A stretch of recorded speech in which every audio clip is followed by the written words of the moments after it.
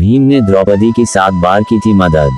भीम द्रौपदी को सबसे ज्यादा प्रेम करते थे और उन्होंने द्रौपदी का हर कदम पर साथ दिया था।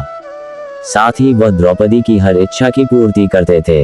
वैसे तो भीम ने द्रौपदी की कई जगह मदद की, लेकिन यहाँ चर्चित 7 घटना का वर्णन। 1. भीम ने कुबेर के अद्भुत उद्यान से द्रौपदी के लिए दिव्य सुगंध वाले पुष्प लाए थे। 2. भीम ने मत्स्य वंश के राजा कीचक का वध किया क्योंकि उसने द्रौपदी के साथ दुर्व्यवहार किया था। बाद में कीचक के भाइयों को ये पता चला हो, उन्होंने द्रौपदी को शमशान भूमि पर चीता की आग में जलाने के लिए बंद दिया था, लेकिन भीम ने सभी से अकेले ही युद्ध करने द्रौपदी की जान बचाई थी। 3.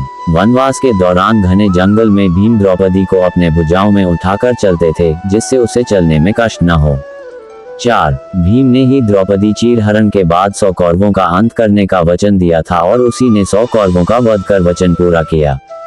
5. अज्ञातवास के दौरान जब द्रौपदी को रानी सुदेशना की दासी बनना पड़ा तो भीम को अपार कष्ट हुआ और वे हर क्षण द्रौपदी का ध्यान रखते थे। 6. महाभारत युद्ध के 14वें दिन भीम ने ही चीरहरण करने वाले दुशासन का वध कर उसके सीने का रक्त द्रौपदी को केश धोने के लिए दिया। इससे ही 15 साल बाद द्रौपदी ने पुनः अपने केश बांधे। 7. स्वर्ग जाने के दौरान भीम ने द्रौपदी को कई बार चलने में सहयोग दिया था। इस दौरान जब द्रौपदी सरस्वती नदी को पार नहीं कर पा रही थी, तब भीम ने एक चट्टान को उठाकर नदी के बीच में रख दिया था, जिस पर चलकर द्रौपदी ने नदी पार की थी। वह चट्टान आज भी भीम पुल के नाम से प्रसिद्ध है। जब द्रौपदी को लगी प्यास, भीम ने गदा प्रहार से बना दी 1.5 किलोमीटर से भी लंबी झील। जाने कब और कहां। कौरवों से जुए में सबको छाड़ने के बाद मामा शकुनी की सलाह पर दुर्योधन ने पांडवों को 12 वर्ष वनवास में और 1 वर्ष अज्ञातवास में रहने के लिए विवश कर दिया। कहते हैं अपने वनवास के दौरान पांडवों को कहीं भी टिक कर नहीं रहना था। उसी दौरान वे उत्तराखंड के नैनीताल भीमताल क्षेत्र में आए थे। तभी यहाँ पर भीम के गदा प्रहार से यह झील निर्मित हुई थी। कहा जाता है कि जहाँ अभी भीमताल झील है, महाभारत काल में वह जगह एक सपाट पथरीली जमीन थी। जब पांचों द्रौपदी सहित पांडव भाई यहाँ से गुजर रहे थे, तब द्रौपदी को बड़े जोर की प्यास लगी। भीम सहित सभी भाई वहां जल का कोई भी स्रोत ढूंढने में नाकाम रहे। तब भीम ने अपनी गदा से धरती पर एक प्रहार कर इस एक झील का निर्माण किया और द्रौपदी की प्यास बुझाई। समय के साथ इस झील और जगह का नाम भीमताल पड़ गया।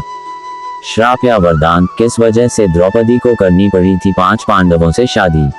द्रौपदी 5 पांडव की पत्नी थी। आखिर ऐसी क्या मजबूरी थी कि द्रौपदी को 5 लोगों की पत्नी बनना पड़ा? पिछले जन्म में ऐसा क्या हुआ था कि इस जन्म में उसे 5 लोगों से शादी करनी पड़ी? महाभारत में द्रौपदी के चीरहरण की कहानी सभी जानते हैं। द्रौपदी 5 पांडव की पत्नी थी।